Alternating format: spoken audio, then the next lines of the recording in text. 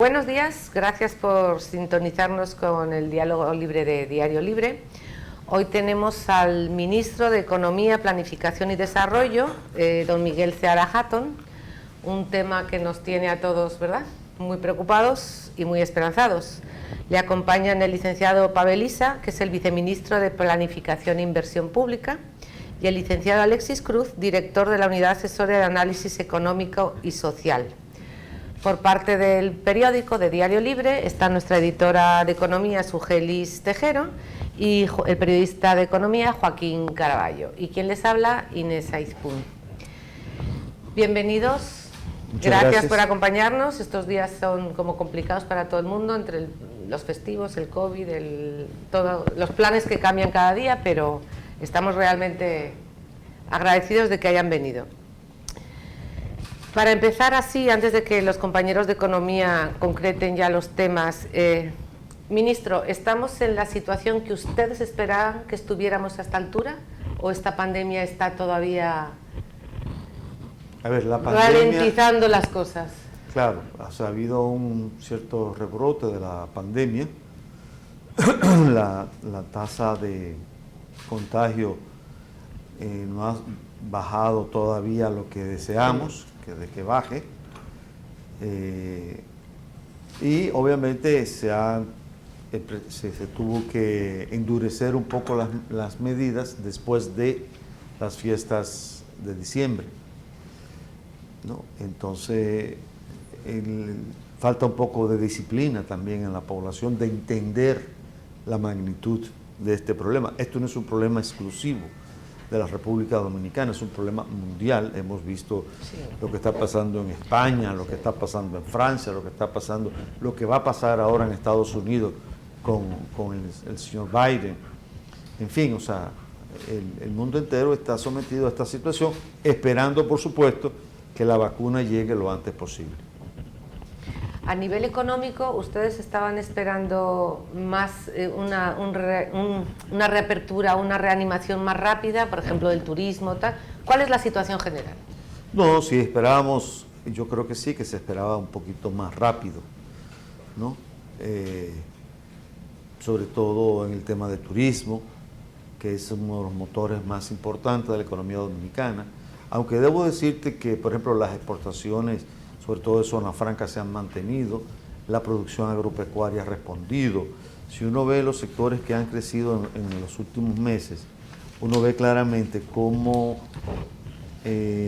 sectores claves de la economía, todos han reaccionado bastante positivamente, ¿no? Por ejemplo, obviamente el sector financiero ha crecido, el sector de alquileres, la agropecuaria, las comunicaciones, el tema de energía y agua, ha habido una reactivación importante, muy importante.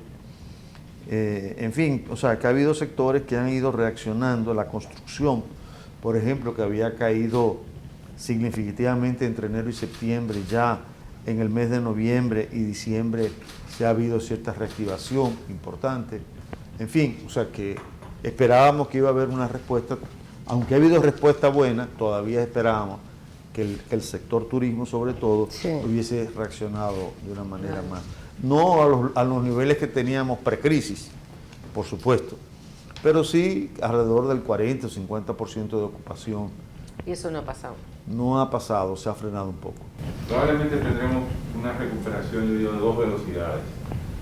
Una más lenta en el primer semestre del año, porque los efectos de la pandemia se van a seguir sintiendo y las restricciones, por lo menos en el primer mes o los primeros 2 meses del año, van a continuar haciendo efecto, y la economía internacional va a seguir siendo afectada por la epidemia y por lo tanto el desempeño del sector externo, en particular el turismo. Pero en el segundo semestre lo esperable es un despegue mucho más fuerte. Sugelis. Sí, con respecto a esas perspectivas que tienen, cuando vino el año pasado hablaba y el presidente también confiaba, ¿no?, una reactivación a partir de enero. El Banco Central ya la está colocando como a finales de marzo o finales del primer trimestre por alrededor. Cuando cerremos el año, ¿será posible mantener esa meta de crecimiento del 6% que se está hablando, digo, ante el panorama actual?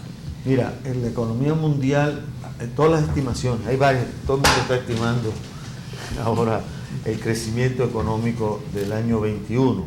Por ejemplo, las estimaciones de la OCDE, que se hizo en diciembre, era que el año 21 crecería alrededor del 4%, el FMI habla de 5.2%, el Banco Mundial del 4% y el Consensus Forecast habla de 4.8%, o sea que hay más o menos unas estimaciones de crecimiento. En las estimaciones que hace el FMI está de 4% para el 2021. Para el país. Para el país. 4% de República Dominicana, 4.8% el Banco Mundial. El FMI habla de 4 y el forecast, Consensus Forecast de 4.7. Nosotros hablamos de un número mayor. Sí, nosotros hablamos de 6, un crecimiento de 6. Pero también hay que destacar algo. Entre enero y febrero, pues hubo un crecimiento relativamente bueno el año pasado. Ahora, la comparación a partir de marzo, que es cuando la economía comienza a caer, hay un efecto estadístico que se va a apreciar, que para este año vamos a tener un crecimiento muy alto con respecto a esos meses del año pasado. Ahora, como decía Paveriza, pues van a haber dos velocidades de crecimiento. A partir del segundo semestre del año, el crecimiento se va a acelerar, va a ser más consistente y por lo tanto, sí, nosotros estamos confiados en un crecimiento en torno al 6% para este año. ¿Y esa reactivación mejoraría o al menos dejaría la economía dominicana al tamaño que tenía antes de la crisis o todavía falta? Seríamos más o menos, volveríamos un poco al tamaño antes de la crisis. O sea, no es que vamos a sobrepasar los niveles que teníamos antes, pero lo importante es que la maquinaria empiece y que el mundo entero empiece a reactivarse. O sea, indudablemente este año no va a ser igual que el año pasado, a menos que aparezca otra pandemia y otro virus y otra cosa rara. Bueno, ahí sí ya, pero lo que tú ves proyección a nivel mundial, digamos en el status quo, es que va a haber una reactivación a nivel mundial, que la vacuna va a entrar si no va a entrar en febrero, va a entrar en marzo, va a estar en abril, pero sería este año, y habría todo el impacto de lo que es de rebaño, o sea que a nivel mundial pueda estar muchos países ya controlados, sobre todo en los países más desarrollados. Y que eso, son los que mandan turistas. que son los que mandan turistas, ¿no? Y eso puede ser un factor de reactivación de toda la economía, no solamente en la República Dominicana, sino la economía mundial, que arrastre también a la economía dominicana. Yo creo que una señal interesante de que se está esperando reactivación son los precios de los commodities y del petróleo. Están subiendo, los mercados están previendo una reactivación económica y están comprando ahora, y eso está empujando los precios. Eso, por ejemplo, El mercado no se equivoca. Hay una previsión clara, ¿no? O sea, con la información que tenemos ahora. Exacto. Claro, si sucede un imponderable, pues entonces obviamente... Entre junio y diciembre, la soya subió un 39%, el aceite de soya un 35%, las grasas comestibles, ¿no? Alrededor de un 35%. El maíz subió 33%. El maíz te afecta los huevos y los pollos, porque un 70% es alimento para pollos. Es básico. Me digo, el 70% de lo que consume la producción de pollo básicamente es maíz importado. Trigo está subiendo. En fin, que hay una serie, el petróleo subió un 22%, ¿no? Entonces, ciertamente hay un empuje. También puede ser que los canales de distribución se hayan Reactivado.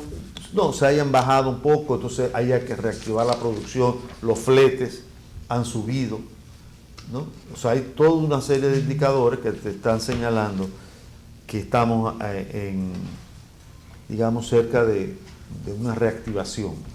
se están preparando, digamos, los motores para que eso ocurra. De hecho, se espera que para el primer trimestre de este año el precio del petróleo, el barril de petróleo, sobrepase los $50 el barril. Sí.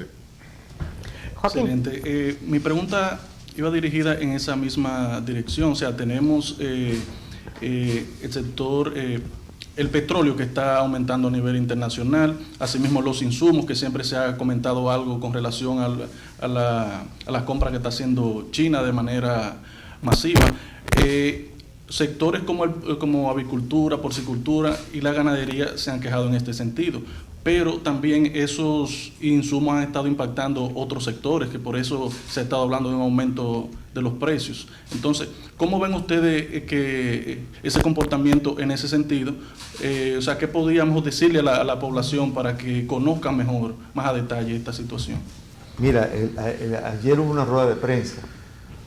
Ayer, El lunes. El lunes, exacto. Hubo una rueda de prensa sobre eso. El gobierno lo que va a hacer es lo que llama canasta segura, que es garantizar a través de INESPRE que los camiones de abastos puedan circular por todo, aumentar la cantidad de camiones para garantizar que el precio del productor, o sea, que el precio de finca llegue al consumidor lo más fiel posible.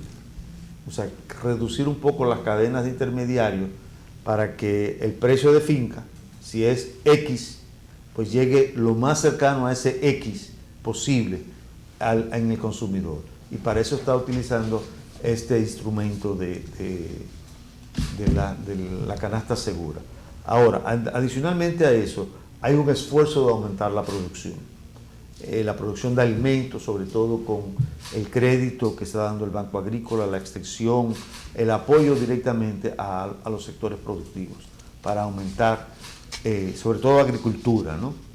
Para aumentar la oferta y garantizar de que haya un abastecimiento adecuado en el caso de los alimentos en el país. O sea, hasta dónde siempre se ha comentado lo del INESPRE, por ejemplo, ¿tiene la logística para lograr esto? Porque veo que están hablando, bueno, vamos a estar en Atomayor, pero ¿cuál es la logística que tienen para que todos los consumidores puedan? Compraron o accedieron, tienen alrededor de 1.900 puntos ubicados en todo el territorio nacional, ¿no? Eso fue lo que habían hecho en diciembre. Y van a aumentar la cantidad de camiones para distribuir alimentos en todo el país. Ellos han informado que beneficiaron alrededor de 1.300.000 personas, familias dominicanas, a través de este mecanismo. Y esos 1.300.000 es básicamente los sectores más necesitados, digamos, del país. Ministro, cada vez que viene o podemos hablar con usted, siempre está la pregunta de hasta cuándo se va a poder sostener los programas sociales de FASET. Tienen la bendición de la ciudadanía cuando se endeudan, porque sabemos que son millones que vienen a cubrir necesidades básicas.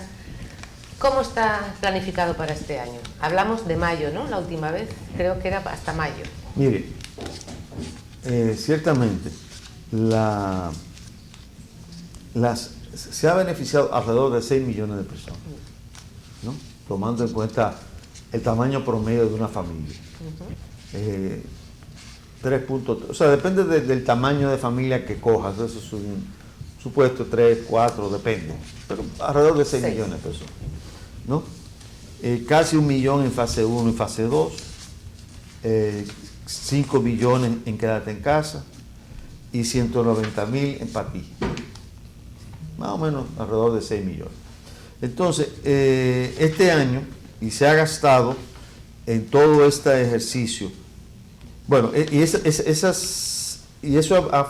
ha beneficiado al 60% de la población, que incluye básicamente a la población en pobreza extrema, en pobreza moderada y vulnerable. Eso es el 70% de la población. O sea, con estos programas hasta ahora se ha podido llegar a esa población. Ahora, para el año que viene, los montos... Para el año que viene me parece. Perdón. Para el 21. Sí, los montos han aumentado ligeramente. tengo las cifras por aquí. Miren, la protección social ejecutado en el 2019 fueron 45 mil millones de pesos. En el 2020, lo que es protección social, ¿no? Todo lo que es renglón de funcional, presupuestario, se han gastado 178 mil pesos. Millones.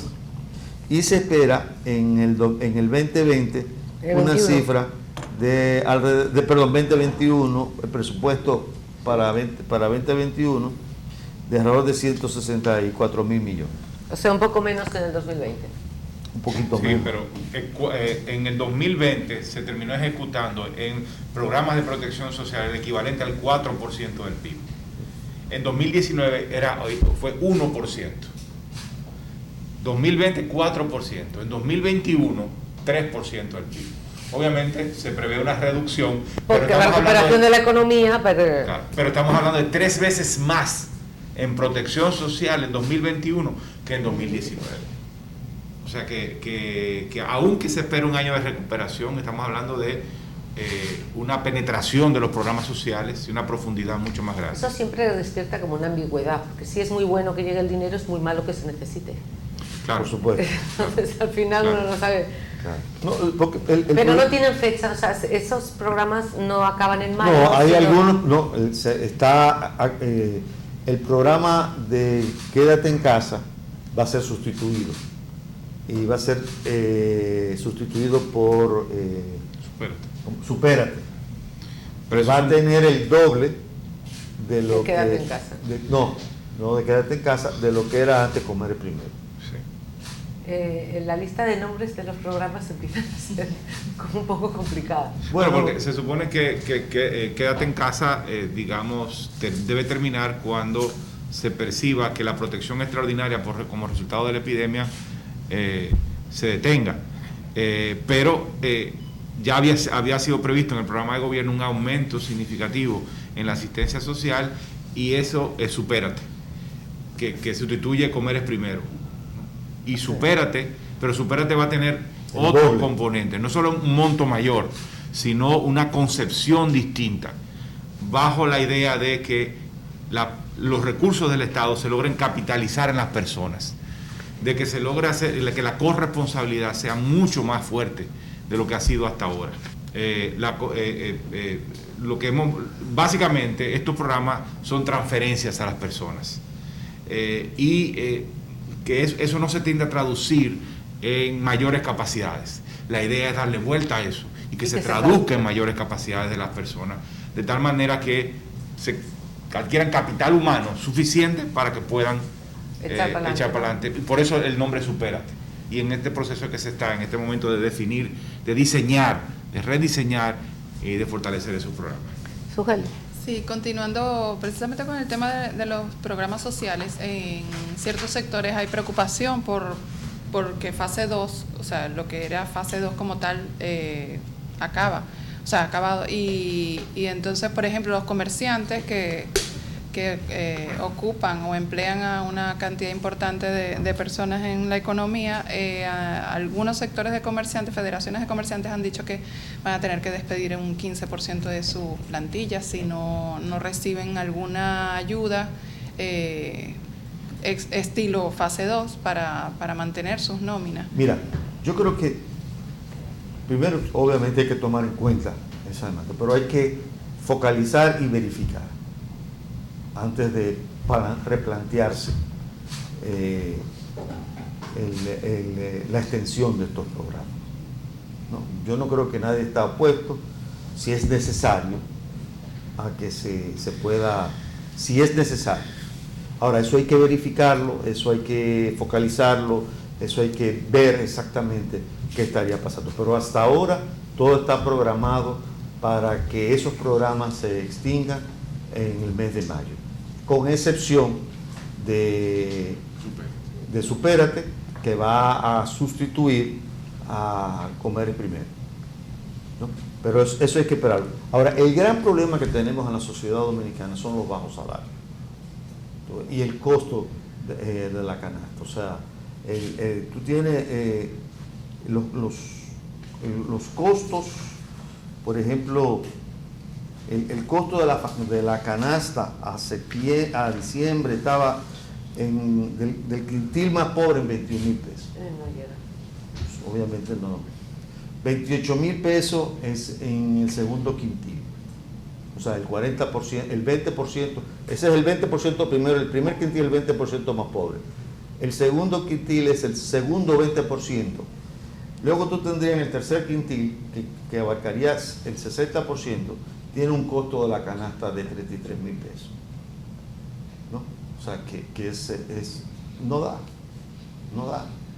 ¿No? Pero este es un año en que se van a renegociar los salarios. Bueno, yo entiendo, hay que esperar a ver cómo se puede mover, cómo se va a mover el año, obviamente, ¿no? Porque no estamos ahora en el inicio, indudablemente la ley lo establece, y esperemos a ver qué pasa con el resto del año. Nosotros esperamos una reactivación, como todo el mundo ya mencionamos, y como se espera en el mundo entero, ¿no? Entonces esperemos a ver cómo transcurre el año y ver qué podemos hacer en ese sentido. Es el año de renegociar los salarios mínimos, también de seguir la discusión del Código Laboral, o sea, todo va en torno a este tema. ¿Cómo está la situación del empleo? ¿Cuántos empleos se han perdido? ¿Cuántos tienen en visión que se van a poder recuperar? Mira, se han recuperado la tasa de desempleo de los que pagaban TCS, se perdieron 500,000 en marzo, abril, mayo, por ahí, ¿no? Y ya se ha recuperado como 300,000. Ahora, la tasa de desempleo todavía sigue alta, sobre todo la tasa de desempleo ampliada. Está por encima del 15% al mes de septiembre del año pasado. No hay cifras más actualizadas. Ahora, esa es la población que busca empleo, no encontró y se retira del mercado de trabajo y dejó de buscar. Entonces es una cifra alta, que comparado con lo que tenían previo a la pandemia. Eso se supone que esperemos que vuelva a bajar a sus niveles de 10, 11%, como estaba previo a la pandemia. Joaquín. Cuando ustedes estuvieron aquí la otra vez, dieron parte de esos datos y refiriéndose al tema de la pobreza, cómo los programas sociales han impactado esa parte. Por lo visto, si los datos están actualizados hasta septiembre, no se ha reflejado algún otro cambio. En este bueno, sí ha habido cambios, ¿no? Obviamente, estos programas fueron una garantía de que la tasa de pobreza no se aumentara, ¿no? O sea, no aumentó en septiembre, está más o menos, no aumentó muy poco, ¿no? Pero indudablemente estamos caminando desde el escenario, lo ideal sería volver a un escenario pre-crisis. Eso es lo que estamos tratando, de que volver a un escenario pre-crisis y después, que era el escenario en el cual nosotros nos habíamos preparado para gobernar, ¿no? Y después, a partir de ahí, entonces poder hacer todo lo que hemos aspirado. Claro, en una situación más compleja, porque ahora tenemos más deuda, cosa que por supuesto no queríamos en estos niveles de deuda, y nadie quiere, ¿no? Pero era la única alternativa, porque los ingresos fiscales se cayeron y los gastos aumentaron. Esa era mi pregunta siguiente, ¿cuál es el nivel de deuda que usted aspira a no sobrepasar? Quiero decir, porque siempre hemos hablado de que es bajita, se puede endeudar más, Mire, pero el problema son los intereses de esa deuda, lo que representan los intereses en los ingresos tributarios. No es la relación que hay con el producto. No se paga deuda con productos, sino con ingresos tributarios. Entonces, el problema es que tenemos alrededor de casi un 30% de intereses, 28, 29, una cosa así, ¿no? Entonces, ese es el problema, porque nos está quitando 29% de los ingresos tributarios, nos lo está quitando con esta presión tan baja, presión fiscal tan baja, para pagar intereses. Entonces, esa es la gran dificultad que tenemos, ¿no? Y es lo que tenemos que afrontar, de ver de qué manera podemos pensar en una reducción, buscar la manera. ¿Y cuenta con el pacto fiscal próximamente para arreglar algo de eso? Bueno, hay ciertas discusiones al interior del gobierno de lo que puede ser un pacto fiscal, pero todavía no hay nada concluido en ese sentido. Ni muchas ganas. Mira, yo creo que, a ver, un pacto fiscal empieza realmente por el gasto del gobierno.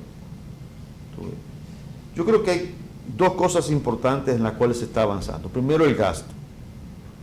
Se está mejorando la calidad del gasto, pero además se está creando una suerte de veeduría social muy activa. Y la idea, una de las ideas que hay que pensar en esto es que hemos hablado y discutido, es que garantizarle que la población tenga el mayor acceso posible a las cifras de presupuesto. Que cualquier ciudadano pueda tener el mismo acceso que tiene el ministro de Economía a los datos de fiscales. Porque esa es la garantía de que la sociedad esté vigilante. Y como he dicho muchas veces, si un ministro se pone loco y gasta $5,000 en una botella de vino, inmediatamente exista el medio mediante el cual una persona puede decir, mira, pero aquí te se puso loco, está gastando $5,000 en una botella de vino, eso no se puede, ¿no? Entonces, esa es la primera fase de cualquier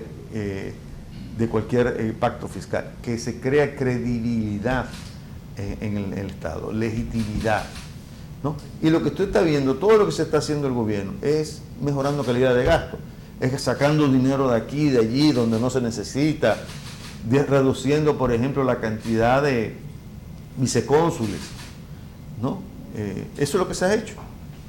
Y lo que se ha hecho ha sido básicamente agarrando dinero de donde no se necesitaba y gastándolo donde se necesita. Sugelis. Mencionando el tema del gasto, se ha aprobado a ver si nos lo explicas, la creación de 11 nuevos viceministerios. ¿Son nuevos? ¿Ya existían? 11 nuevos viceministerios. Se ha aprobado. ¿Por ministerio? No por ministerio, en general. No, sí, la situación es la siguiente. Ajá. Había, por ejemplo, el caso de nosotros tenemos esa situación. Resulta que en los viceministerios que tiene economía están por ley. Por la ley del ministerio. Por la ley del ministerio, y eran 3. Entonces, el gobierno pasado lo creaba, pero era ilegal. Nombraba al viceministro. ¿No? Y le daba, usted es el viceministro de tal cosa. Pero eso era ilegal. Entonces, el gobierno actual lo que dijo, no, espérate, vamos a arreglar esto. No, por ejemplo, el caso de la UAS, de la Unidad de Análisis Económico y Social, que lo manejaron siempre como un viceministerio, pero no tenía el título. Porque cuando se creó el Ministerio de Economía, Planificación y Desarrollo, se creó un viceministerio de Planificación e Inversión Pública, el administrativo de cooperación, pero no un viceministerio de Economía. Entonces, en el reglamento de ley, al crearse la Unidad Asesora de Análisis Económico y Social, se le da el rango de viceministro y se nombra un viceministro. Pero es irregular. Es irregular. Entonces, ¿qué dijo el presidente? No, a mí no me hagan situaciones irregulares. O sea, si ustedes necesitan esa posición, ok, está el viceministerio, se crea el viceministerio de Análisis Económico y Social, de Economía. En otro caso fue el tema del ordenamiento territorial. Perdón, pero eso no implica aumento de gasto. No son cargos nuevos. No son cargos nuevos. Por ejemplo, teníamos Son nosotros retitulación. reorganizar. Porque nosotros teníamos, por ejemplo, la Dirección de Ordenamiento Territorial, que estaba bajo el Viceministerio de Planificación e Inversión Pública. Pero entonces, como vamos a trabajar todo el tema de ordenamiento territorial, ¿no? Y el tema de gestión de riesgo, más fortalecer las oficinas de desarrollo locales, ¿no? O sea, de desarrollo municipal, desarrollo económico municipal, se crearon esas direcciones y todo va a caer dentro de un viceministerio, que era la DODT anterior. Sí, la Dirección General de Ordenamiento Territorial se va a convertir en un viceministerio. De tu ministerio. Del ministerio de nosotros. Entonces, ese es el tipo de cosas que se ha hecho ahora para organizar. Por ejemplo, creo que inversión pública en Hacienda no era un viceministerio. Crédito público. Crédito público. La Dirección General de Crédito Público, ahora va a ser un viceministerio. Va a ser un viceministerio. O sea, cosas que existían. ¿Y por qué se necesita que sea viceministerio y no se puede dejar como dirección? Bueno, depende del nivel de actividad que se va a desarrollar. Si nosotros vamos a hacer el plan de ordenamiento territorial del país, los lineamientos generales, los ordenamientos a nivel de las 5 regiones que queremos impulsar, más los 158 municipios, apoyar a esos 158 municipios. El nivel de actividad que tiene, Necesita una estructura más grande. una estructura más grande, porque vamos a tener que viajar, por todo el país, armando, apoyando, y todo esto hay que hacerlo en 2 años. Pero especialmente darles rango. 2 años. Pero especialmente darles rango. ¿Ya? Que no tenía rango. Y además, y estaba totalmente separado del ministerio. Entonces es un tema de reorganización y de fortalecimiento de área, pero no implica mucho más gasto. Joaquín, te toca. Excelente. Ministro, ¿cuáles son las prioridades que ustedes tienen como institución en este 2021? Son muchos planes de los que se hablan, pero hay, como usted mismo ha mencionado, el tema de los ingresos del Estado, o sea, ¿hasta qué punto le va a permitir a ustedes ejecutar eso que tienen? Del gobierno, Exacto. se refiere. Mira, yo creo que la prioridad es crear empleo. Yo te lo reduzco. Eso es crear empleo. Ahora, ¿qué tú necesitas para crear empleo? Actividad económica. Entonces, tu objetivo número 1 es crear empleo. Si tú creas empleo, tú tienes ya una estrategia contra la pobreza, tú tienes mejor la calidad de vida de la gente se puede educar mejor, la gente puede tener mejor salud, paga más impuestos. Esa es la prioridad. Ahora, todo lo que sea necesario para crear empleos, hay que hacerlo. Entonces, esa es la prioridad. Yo te lo puedo resumir en una. Y segunda prioridad, que está asociado también con un problema que es el problema de institucionalidad. Yo estoy hablando del área de economía, por supuesto. O sea, el primero es empleo, pero también el tema institucional de este país hay que resolverlo, porque la debilidad de nuestras instituciones es un costo. O sea, tiene... Y perjudica el empleo. Correcto. O sea, la institucionalidad tiene un valor en sí mismo. Ok, eso no lo discutimos, yo creo que está claro, el tema de una justicia independiente, el tema de que la gente cumpla con la ley, etcétera, etcétera. Lo tiene, ¿no? No creo que eso haya que discutirlo, tiene un valor intrínseco, pero además tiene un valor funcional. ¿Por qué? Porque si tú tienes corrupción e impunidad, eso es un costo, alguien tiene que pagarlo, ¿no? Entonces eso, porque si tú vendes algo, un servicio del Estado que te costó 5, que te debería haber costado 5, al final te cuesta 10. Esos 5, alguien adicional, alguien tiene que pagarlo. Y sin seguridad jurídica no hay inversión, sin inversión no hay empleo. Exactamente. Entonces, el capital necesita seguridad y estabilidad. Especialmente el buen capital. Especialmente el bueno. Si tú quieres inversión de calidad, necesitas instituciones de calidad. Ministro, cuando usted habla del ordenamiento territorial, ¿verdad? Desde el principio de su gestión hemos usado ese término. ¿Qué es exactamente lo que implica eso? De cara a que la gente lo entienda, ¿cuál es su propósito con esto del plan de ordenamiento territorial? Mira, el territorio se organiza siempre. O lo organiza el mercado, o se piensa cómo se debe organizar el territorio. Por ejemplo, usted coge cualquier barrio por aquí, Serrayé, que está aquí, o cualquiera, ¿no? ¿Qué ocurre? Que una casa donde había 5 personas se convierte en un edificio donde viven 20 familias. Pero la infraestructura para sostener esas 20 familias, o sea, todo el sistema de alcantarillado, la conexión al alcantarillado, los servicios de agua, los servicios de electricidad, los servicios de comunicación, carretera, calles, lo que sea, nada de eso existe. Entonces hay que establecer normas para poder convivir de una manera más racional. El tema de, un ejemplo de ordenamiento territorial son las áreas protegidas. Sí. Esa es la primera forma de ordenamiento territorial que existe. Bueno, hay que crear los mecanismos para garantizar que esa zona esté debidamente protegida. El agua, ¿no? Eso nosotros tenemos que calcular, nosotros lo podemos vamos a suponer en el caso de la región este del país, el tema de los pozos, ¿no? Que están provocando una entrada de la salinización del agua por exactamente. Bueno, es un problema de planificar el desarrollo del territorio. Yo creo que uno de los ejemplos más impactantes de cómo se desarrolla desorganizadamente un pueblo de Verón, ¿no? O sea, Verón es el resultado de una falta total de planificación. Lo que pasa es que no estábamos acostumbrados a oír al ministro de Economía tan preocupado y tan decidido a abordar este tema. Bueno, porque acababa en el CONAU, en Omar Rancier, de gente así que estaba tratando de... Pero lo que pasa es que si tú quieres mejorar la calidad de vida de la gente vive en el territorio. Entonces tú tienes que crear las oportunidades en el territorio. ¿Esto implica descentralización también? También. Soltar el poder desde Palacio para que vayan... Implica la territorialización de las políticas sectoriales. ¿Qué ocurre?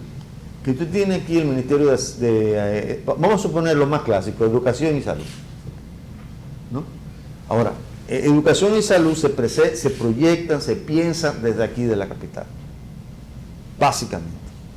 Y casi todas las gestiones que tienen que hacerse en el territorio tienen que venir aquí.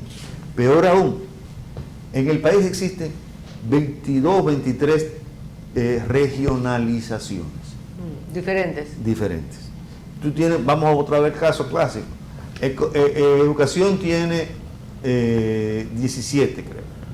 Y salud pública tiene 8. Ya no. Y no coinciden. No empatan. Y no empatan. Entonces no es posible que en Dajabón el representante de agricultura, el representante de salud, el representante de educación, o sea, lo que son las fuerzas del Estado organizadas en esa provincia, se puedan reunir y sentar y programar cómo porque vamos a intervención. Todos tienen extensiones diferentes. Exactamente. Entonces, por eso es importante una ley que está promoviendo el Ministerio de Economía, de Planificación y Desarrollo, que es la ley de regiones únicas de planificación. ¿Cuántas serían? 5. Lo más fácil, mire. Los clasificados. Yo, más o menos, pero yo le digo lo siguiente: es preferible tener una, aunque sea mala, que no 22 buenas. Porque el 22 buenas no nos podemos poner de acuerdo. Y hablamos y no, o sea, no hay forma de intervenir. El Estado Dominicano no sabe cuánto gasta en cada provincia o municipio. Sabe cuánto invierte, pero no tiene la información de cuánto gasta. ¿Por qué? Porque esa información se registra aquí y porque no coinciden, ¿no? O sea, los espacios no coinciden. Entonces, si realmente le queremos devolver al territorio, tenemos que organizarlo mejor, porque ahora aún queriendo, no puedo. ¿Y esta ley la están preparando? Y ya está sometida en el Congreso. Está en una comisión. Una comisión mixta. Eso obligaría a todas las entidades del sector público a adoptar esa regionalización. Eso desde que llegamos. Una sola regionalización para todo el mundo. Desde que llegamos, el presidente dio las instrucciones de que trabajemos en la ley de ordenamiento territorial para todo el tema de turismo, todo el tema de organización del territorio, ¿no? Y en segundo lugar, trabajemos en el tema de las regiones únicas de planificación. Eso lo hicimos y terminamos eso. Encontramos una ley, hay que ser honesto en ese sentido, encontramos una ley hecha, la revisamos, se le hicieron arreglos, se discutió con la consultoría jurídica en el caso de la ley de ordenamiento territorial, estuvimos de acuerdo y se sometió, se envió al Congreso.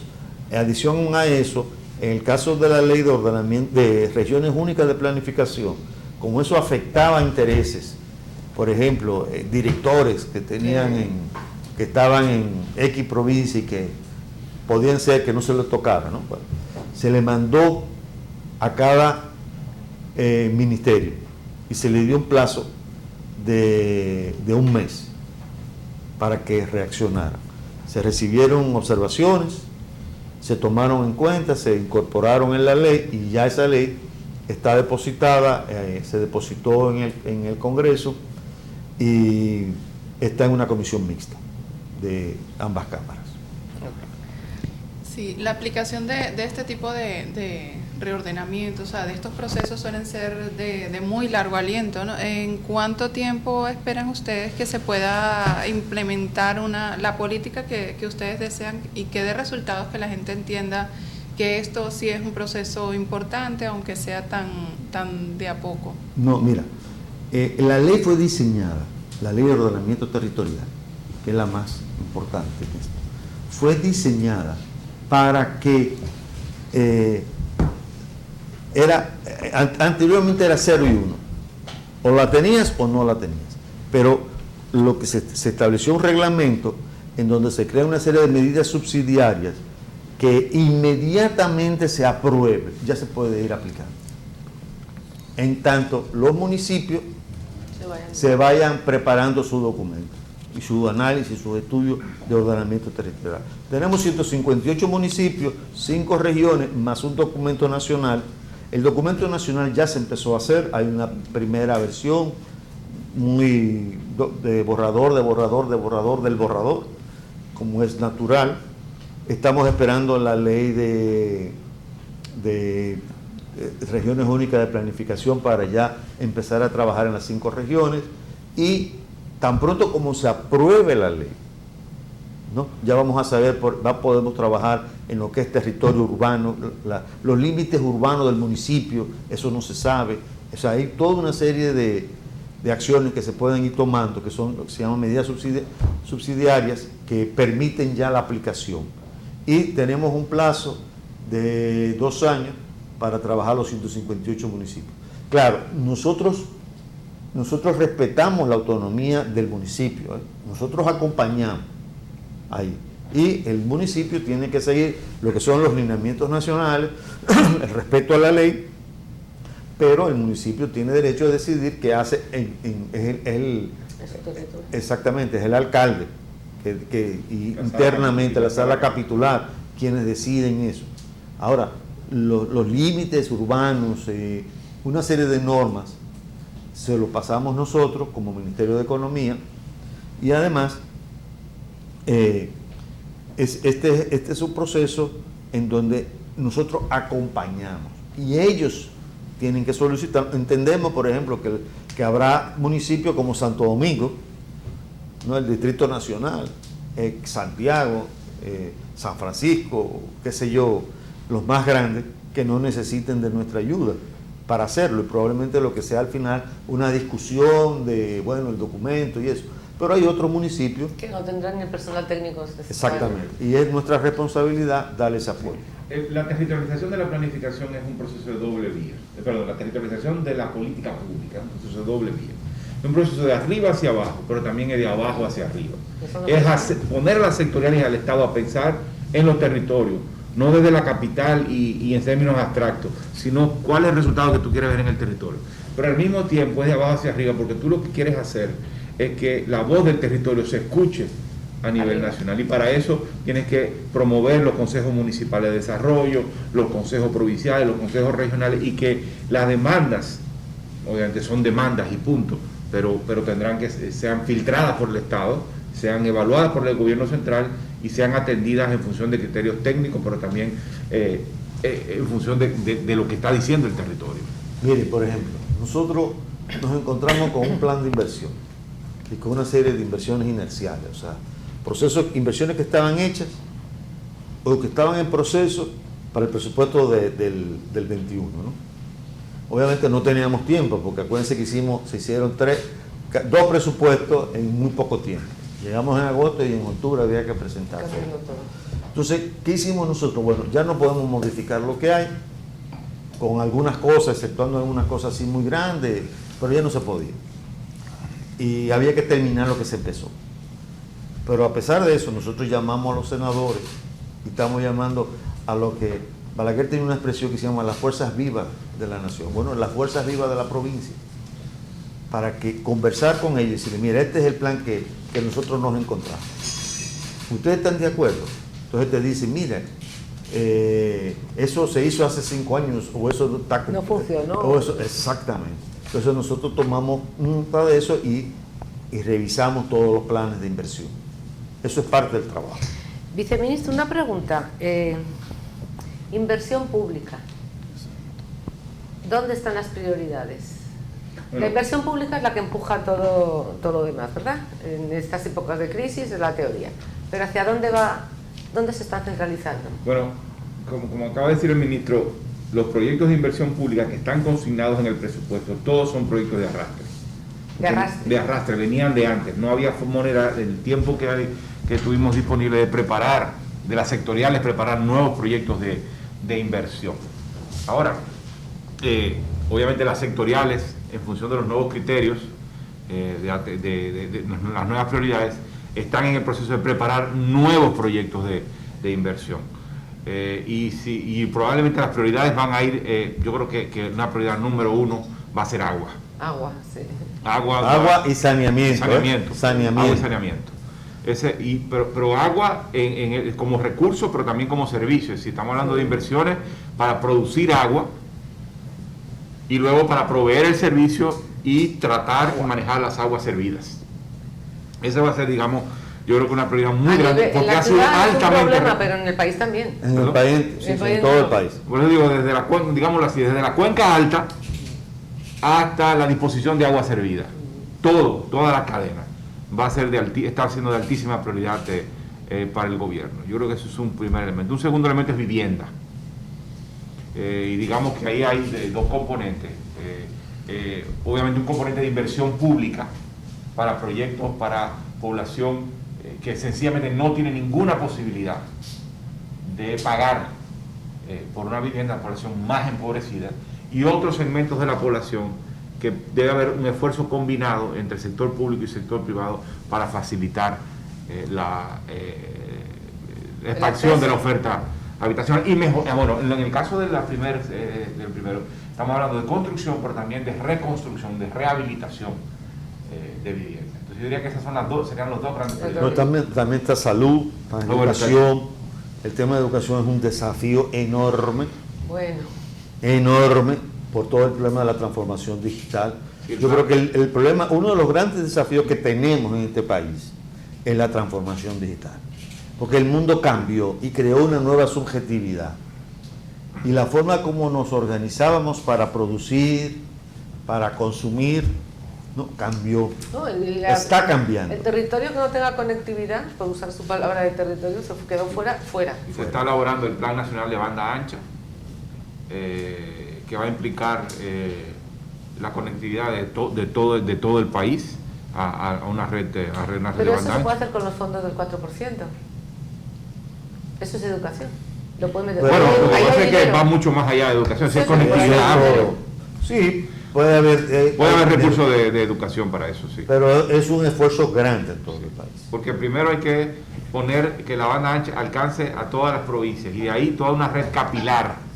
A todos los municipios. A todos los municipios, las escuelas, los centros de educación. Entonces el plan está considerando primero terminar la red troncal.